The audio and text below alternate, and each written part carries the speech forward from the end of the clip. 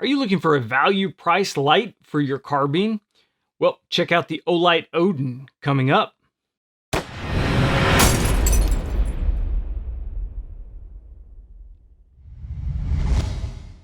I'm John McQuay with 8541 Tactical, and today we are going to talk about the Odin weapon light from Olight. This is a 2000 lumen weapon light that comes with a mount and a pressure pad, and it comes in at a very competitive price.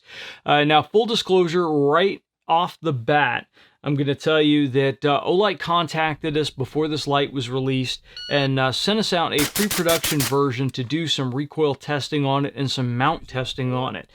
So that was actually a paid gig. So know that going into it, that Olight did pay us to do some testing on this light.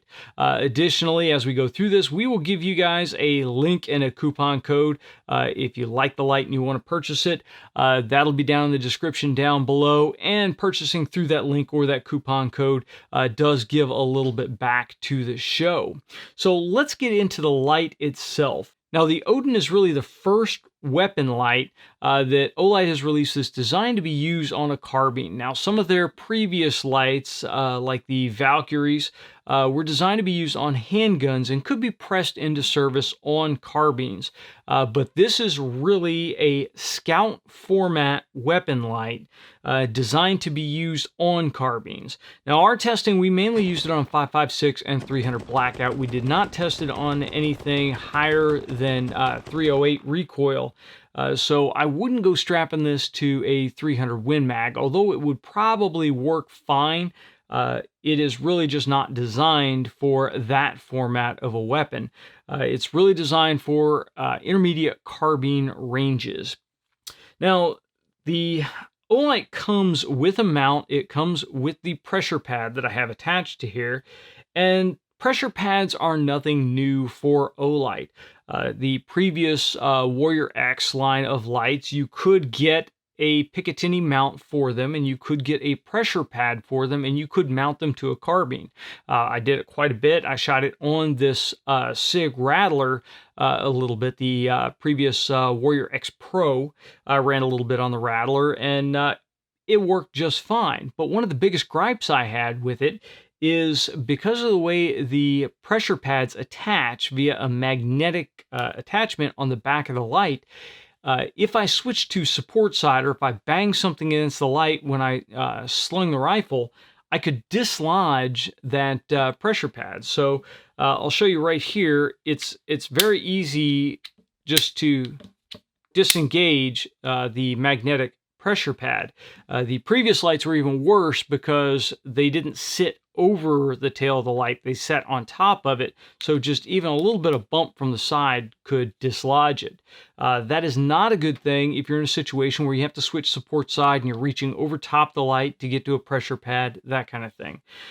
So that was one of my big gripes about it, and they really fixed it with the Odin. They kind of went above and beyond. I would have expected that they would have just countersunk the cap so that it snapped down over the body of the light a little bit more. But what they actually did is they designed this little locking ring here. So when you put the magnetic attachment on, you then push the ring down, and now it is actually locked on here. The light is not coming loose. If I pull hard enough to dislodge it, I'm probably going to damage the cable, and this is not a thin cable. It's a really heavy-duty cable.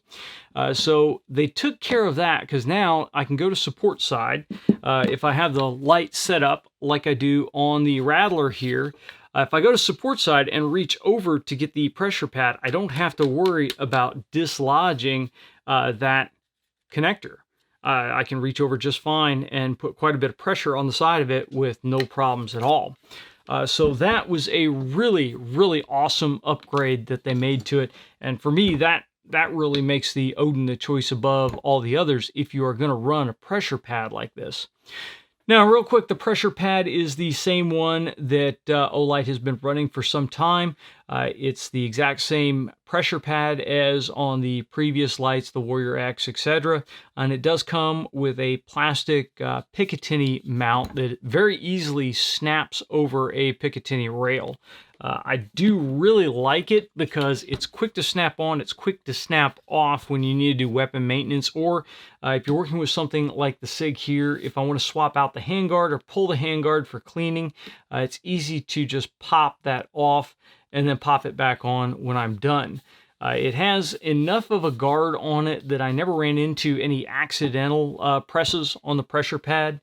And the pressure pad does have a good feel to it. It really doesn't take a ton of effort to engage the light, but it's not one where it's constantly getting bumped with things and going on. I haven't experienced a pressure pad failure with an Olight yet.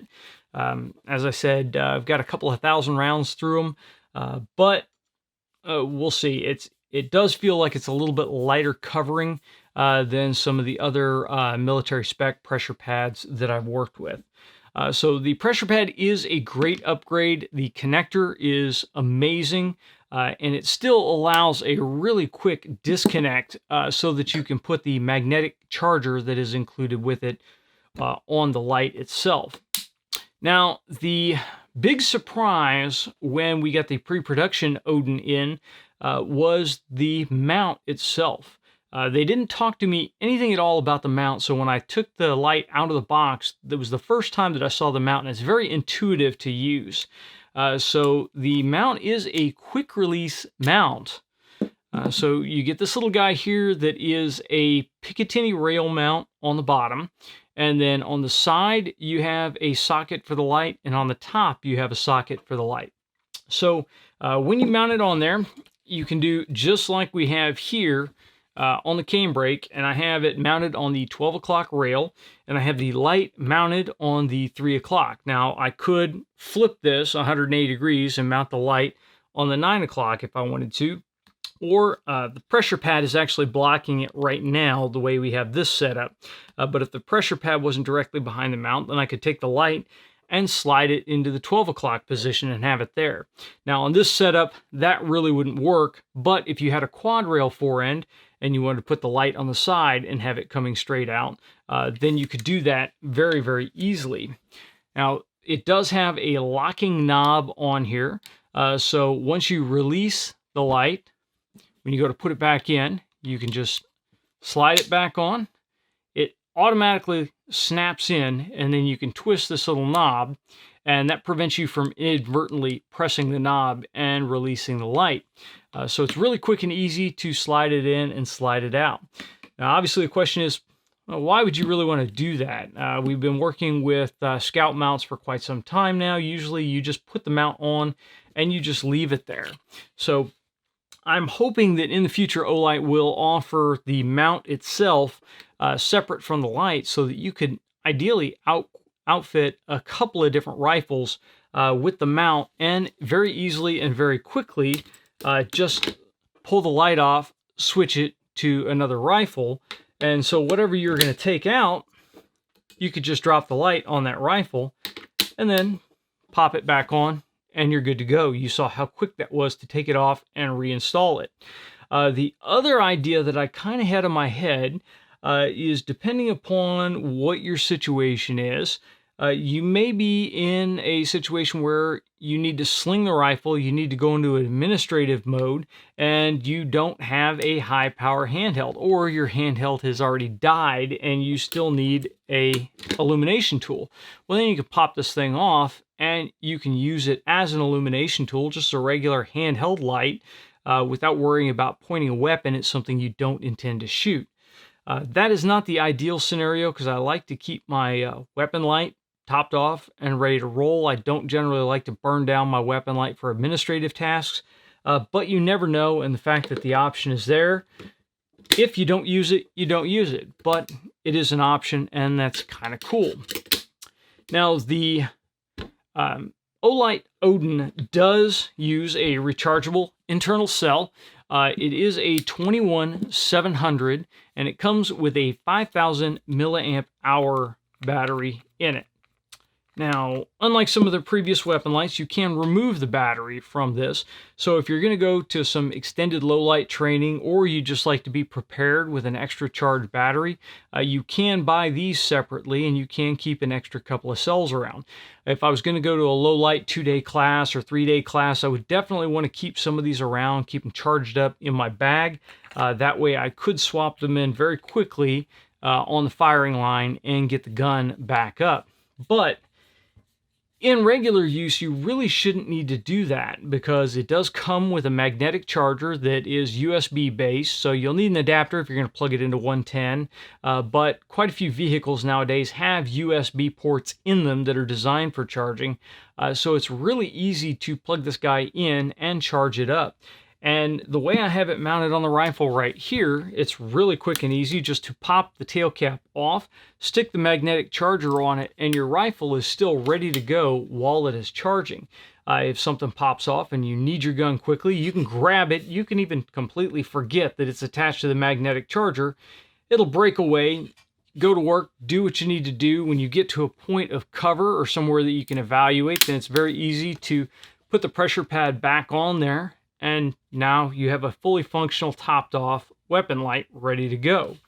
If you are working out of a vehicle, then it's easy to have the rifle in the rack charging for whenever you need it. So just some really good options there as far as power delivery. Now the light is rated at 8 hours. 8 hours is incredibly optimistic. What we generally see with Olights is you get that 15 to 20 minute runtime before the high power portion is exhausted, and then you have varying levels of low power ramping down to no power at the end of it. So if it actually lasts the full 8 hours, you are going to get barely candlelight at the end of that. Now, one really cool feature that it does have is it vibrates when the power is getting low on the light. When you have it set up in a weapon light format like this, that vibration low power indicator is really a cool thing, because when you fire it up, if it's at low power, then the whole weapon will vibrate. So you know, hey, I'm starting to get down on battery. I need to keep that in the back of my head. So I think that is superior than some of the LED indicators, because it's going to be difficult when you are on the gun to actually see an LED indicator. So again, if you're shooting a low light class and you've been on the line for a little while and it starts to buzz, that gives you an idea the next break you probably want to switch that cell out with a charged cell. If you are getting ready for your shift and you punch that button and it buzzes, well, you probably need to throw it on the charger in the car. That way you're maxed out and your battery is topped off and ready to go.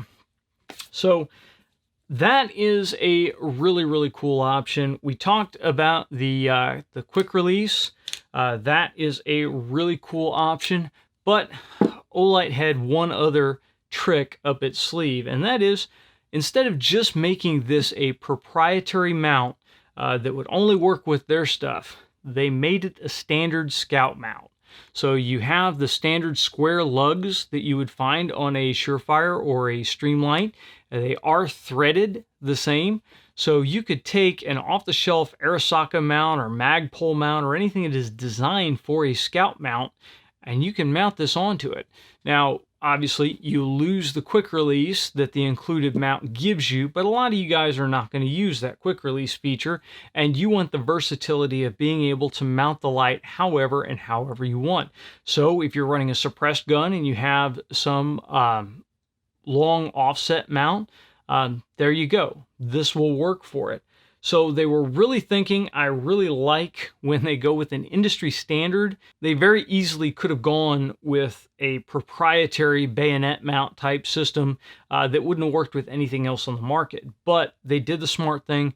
They chose to go with the Scout mount, which is standard across the industry. Now, I've really gotten to the point with the Olight Odin that I am having a hard time finding things to pick on about the light. The construction is fairly heavy duty. The overall design of the light I really like. The few things I wish that they had gone or found some way to integrate a standard plug for pressure pads. I would like to be able to utilize the Unity taps that I have that runs both my laser and my light, and be able to attach the Olight to it. So you are kind of locked into their pressure pad if you want to use a pressure pad. But that's no different than Streamlight. Streamlight uses their own setup for their pressure pads. So that kind of is what it is. The only other thing, we didn't really talk about the beam pattern. The throw on the light is decent for a carbine light. It is not going to be a precision rifle light. You're limited by this small head, so you get really a wider spill. You don't get a really concentrated long range beam. So for that, I think the Warrior X would be a better thrower if you are trying to put it on a longer range gun. But for a carbine, this is a nice and compact setup, so you're not hanging up on things constantly. For that 50-yard or so working area, it is absolutely great. It's going to have enough power to blind a target at 50 yards. Once you get out to that 100 yards and beyond, you start to get a significant drop off in the light. The beam pattern, you do get a little bit of a hot spot on it. You get some good spill off to the side, but like many of the Olights out there, you have a little bit of a green tinge to the beam, and that is not my preference. For some reason, when I see the green tinge, it tends to make me feel that the light is a little cheaper than it should be.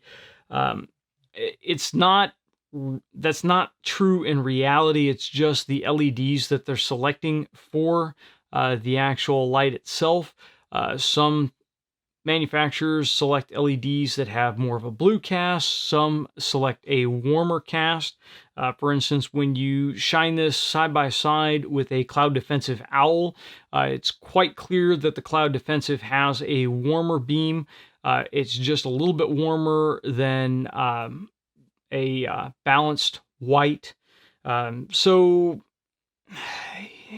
that comes down to a little bit to personal preference. I will say the only place that it was really starkly noticeable was in a CQB environment where you're shining against white walls, white ceilings. There you can really see the color cast of the beam. When you were outdoors, especially in an environment with lots of foliage, I didn't really notice the green tinge of the beam. Your eyes very quickly adapt to the white balance of a beam. So it's not hugely problematic, but it's something you need to be aware of. If that really bothers you, if the color of a beam really bothers you, then you need to stick with the higher end lights versus something like the Olight. Is that going to matter in an engagement?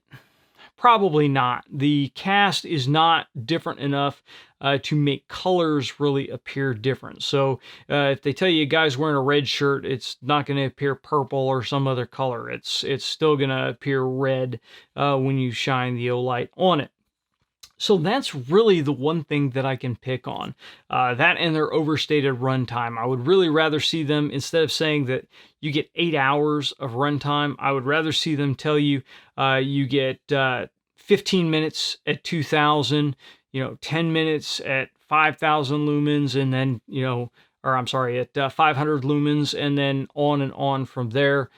Because when we ran the test on the Warrior Pro X and ran a camera and time lapse, you could definitely see it step down as the power diminished. So I would like to see them upgrade that a little bit. But overall, again, if you're looking for that $160 price point light, I think this is a really great option. It comes with the mounts, comes with the tail cap, comes with a charger. It's all ready to go. You just need to mount it up to the gun and head out.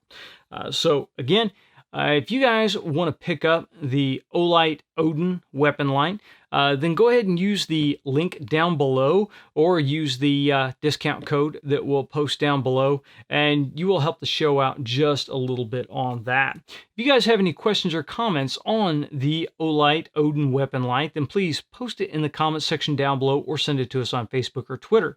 If you like the video, please make sure you like, share, and subscribe. And until next time, get out and shoot.